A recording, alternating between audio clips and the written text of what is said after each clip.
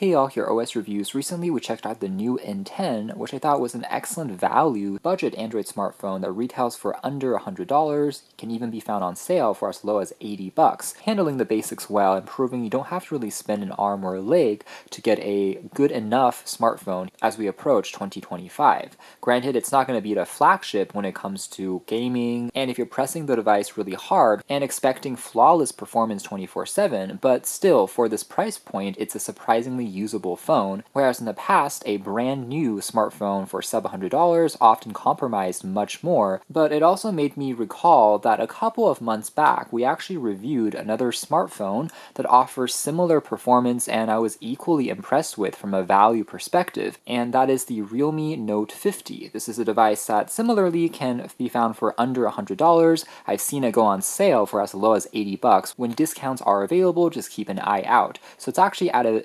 equivalent price point as the new N10. Also sharing a pretty stylish design despite the ultra budget price point, a comparable processor when it comes to overall performance, as well as having a 90Hz refresh rate screen measuring 6.7 inches diagonally, giving us overall similar dimensions as well. Even attributes including the side-mounted fingerprint scanner, as well as the standard 3.5mm headphone jack, and also USB Type-C for charging can be found, not to mention both of these devices having a 13-megapixel primary lens, so again, when it comes to specs, they are actually quite evenly matched as unlocked brand new smartphones. So really it's a matter of preference when it comes to what design you prefer, and I guess one advantage that Realme has is it's technically owned by the same parent company making OnePlus as well as Oppo smartphones. So they're a bit more established, particularly in markets like Asia as well as Europe where the brand recognition might be a little higher, and a larger company subsequently means that this device may get a little bit longer term software support as well. So that is one thing to consider,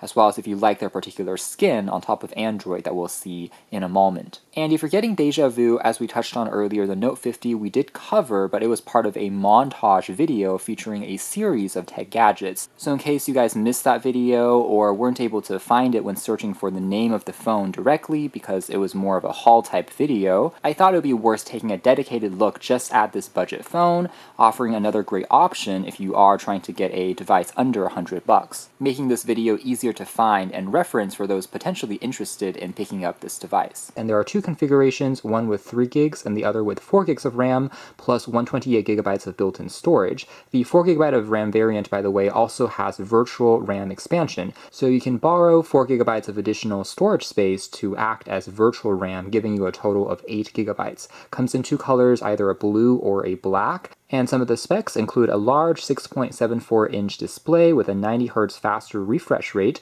pretty slim at only 8mm, nearly 5,000 mAh capacity battery with a 13-megapixel rear camera, with a design that definitely looks more expensive than the price would imply. Has kind of that visor look reminiscent of some of the earlier Google Pixel phones. A couple of other notable specs include a decent screen-to-body ratio thanks to a slightly smaller or more narrow cutout for the water drop notch compared to the Xiaomi Redmi A3X, which is another competitor that's selling for under $100, and it also has some UI tricks that will simulate kind of a dynamic island when you get incoming notifications. Honestly, it's quite surprising to see a Realme/Oppo device that is sitting at such a low price point, because this is a market segment that Xiaomi with their Redmi line used to have a chokehold on until Samsung's Galaxy A series started to also become more competitive, and now it seems like Realme is starting to take this segment seriously as well, and now even maybe beating Xiaomi at their own game,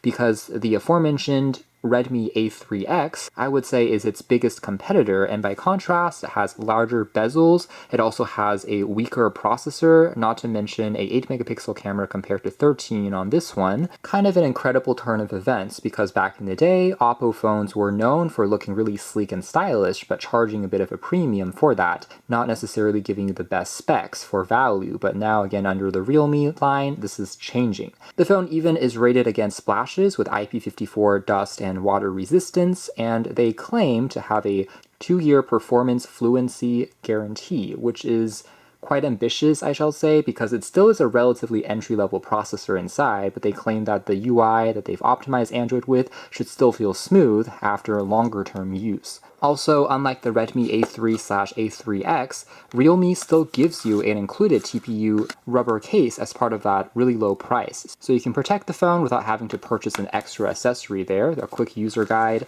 And then down below here, we have, of course, just the phone itself. Even a SIM card ejector pin is also included, in addition to a standard USB Type-C to Type-A charging and data cable, plus a wall adapter is even provided in the box. Again, things that are just rarer and rarer to find in this day and age. Granted, this is a pretty standard 10-watt charging speed, so the Supervocc branding here is not going to be as powerful as on their flagship phones that can offer something crazy like 60 or even 100-watt charging these days. But considering this is effectively a sub-$80 smartphone, I would say it's more than acceptable.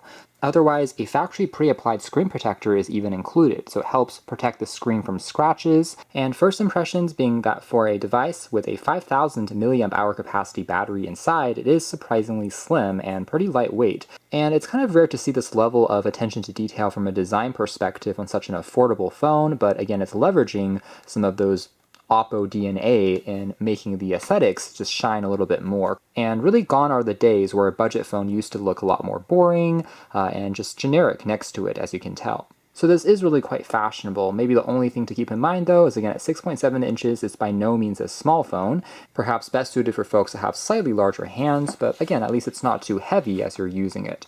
Now located on the right-hand spine is going to be a power key / fingerprint scanner. A feature that just a year or two ago we didn't really see on phones at this price point, so you get that added security now, in addition to a volume rocker. The rear here houses that primary 13-megapixel autofocus camera and also a depth sensor for portraits or bokeh shots, and also an LED flash. Bottom houses a standard 3.5mm headphone jack, always great to see, in addition to the Type-C port for charging and a single loudspeaker. And also you get that SIM/micro SD card slot for further expanding the built-in memory. There's also double tap to wake the screen, and the fingerprint scanner is pretty fast and reliable. This is actually my first time taking a look at Realme's skin on top of Android, and it's definitely quite colorful. It's reminiscent of ColorOS, found on Oppo and increasingly OnePlus, but this device comes with all of the standard Google apps pre-installed, in addition to the Google Play Store, plus Realme throws in some of their extra utility functions like a voice recorder as well as a compass, which are thoughtful little extras. That being said, this model does not come with FM radio support, nor will you get built-in NFC, so that's something to keep in mind, although there is GPS as well as built-in Bluetooth, Wi-Fi, and now I will say that Realme's UI has a little bit of duplication at times, but the same can be argued for Samsung's One UI as well. For instance, they have their own app market, aka App Store, in addition to the regular Google Play Store, in addition to Realme's version of a web browser app, but you already have Google Chrome built in as well. Not to mention Realme's version of a Photos app, in addition to regular Google Photos, is on here. So there are two kind of applications for performing many of the same functions, but at least you're able to choose what service you prefer. Now, otherwise, there are plenty of other small customization details in this particular UI, including plenty of colorful and vibrant looking wallpapers they can use to change the way the phone looks. The track down notification drawer also has slightly different icons versus stock Android. Again, a little bit more reminiscent of, say, One UI with its rounded nature, but still looks attractive enough, allowing us to activate features like live captions as well as screencasting, in addition to turning on and off wireless options. Now we can also drag down in the middle of the screen to pull up a universal search. It's also a good opportunity to see that the screen, again, has a pretty solid overall, I would say, screen to body ratio. It seems decent for a budget phone.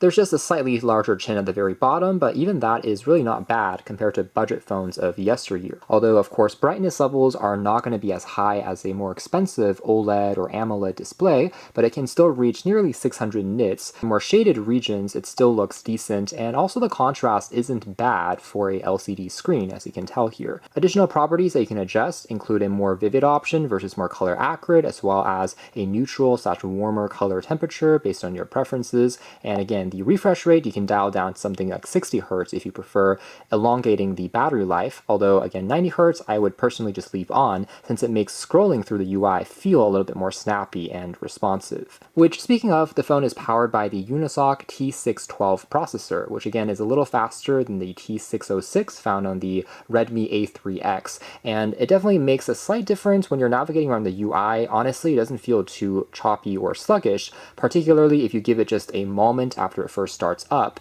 and afterwards I think it's more than serviceable. It benchmarks similarly to some of the older Snapdragon 600 series processors, meaning for the basics when it comes to just general navigation, it shouldn't be too problematic as you can tell here, and also the added virtual RAM expansion makes a difference, so it's quite helpful to turn this on when you are multitasking, and some firmware updates as well as security updates will also be pushed over. I already received 1 or 2 since setting up this device. The phone can easily last me around 2 days before I have to recharge it again, although topping it back up can be a little slower because of the 10-watt speed, taking around 2 hours and a half. Here's also a quick look at Realme's version of that dynamic island kind of animation in action, so it expands to show you status like charging info as well as incoming calls and alarms, taking advantage of the slightly smaller bezels on here as well. So not bad. It's a pretty complete software ROM experience, and particularly in the 128GB version, I would say there's enough storage space. It doesn't feel too slow or choppy either, even with some of those extra apps.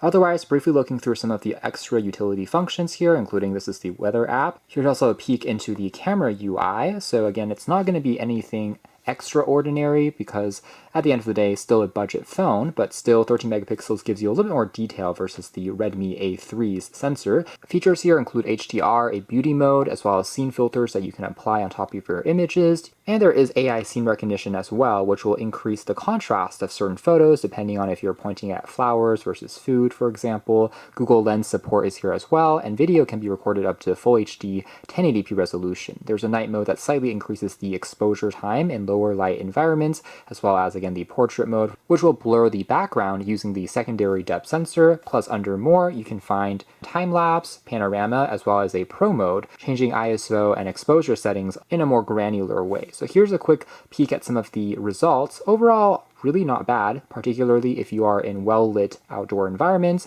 You can still get some pleasing enough looking shots. Again, it's not going to beat the latest iPhone or Pixel, but there's a huge difference in price here. And at least it is better than some of these smaller phone manufacturers out there. In fact, it can even give you some surprises from time to time. It can focus pretty quickly up close. So this is a tiny little flower, and you get that nice, again, background blur, which makes the camera, again, just look a little bit better than you will expect for such a low-cost phone. HDR is also doing a decent job of still keeping the skies in the background preserved with some textures. I'll also mention that, again, the display looks quite good from a color perspective for, just say, IPS LCD, although resolution is standard kind of HD+, so it's 720p, not really full HD or 1080, but then again, for an $80 phone, it is kind of expected, and as long as you're not really pixel peeping or looking super close, it still is a nice visual experience that gets the job done. The only maybe missing functions would be a ultra wide angle lens or a telephoto for zoom, but again, kind of expected omissions at this price point. So optimization from Realme's part is not bad at all on such a low-cost device. Again, it just feels a bit more polished than you'll expect. A few more examples of other applications, including web browsing. You can tell that loading speeds are also reasonable enough. Pinch to zoom feels fine as well. So overall, processing speed, it's not going to be too irksome for just casual usage on tasks like these. And in terms of reception quality, I was also pretty impressed with both Wi-Fi as well as cellular connectivity with T-Mobile. I was getting almost full bars, in fact, in both instances because of the plastic chassis. And so staying connected was generally not a problem either. Here's also a quick video playback test.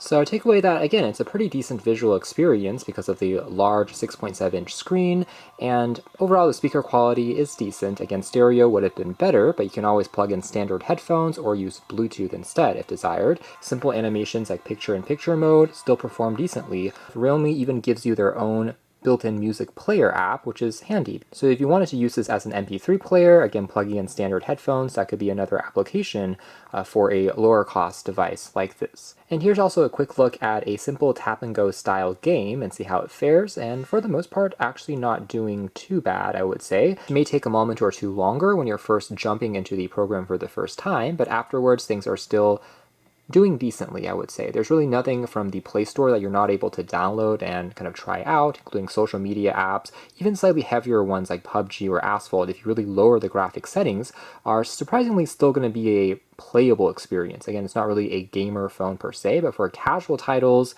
as well as, again, for entertainment, things like this, you can still get by with some of the basics, actually doing a little bit better than expected. The phone does get a little bit more warm if you're pressing it for longer than 30 or 40 minutes in this particular region, but it's not bad. It doesn't really thermal throttle either, so the performance has been relatively consistent. So there we have it. That's just been a closer look at the Realme Note 50, and I have to say this might be one of the best sub $80 phones that I've ever tried out. The software is quite polished, as expected from a slightly larger brand. It's a surprisingly good value, which again almost beats Xiaomi at their own game. Great to see competition cropping up, starting to challenge that, which is ultimately benefiting us as consumers. Obviously, there's a couple of minor quirks and shortcomings from a feature perspective, but we have come a really long way, and now a device like this is more than usable enough, I would say, for just the basics. Quite impressive overall.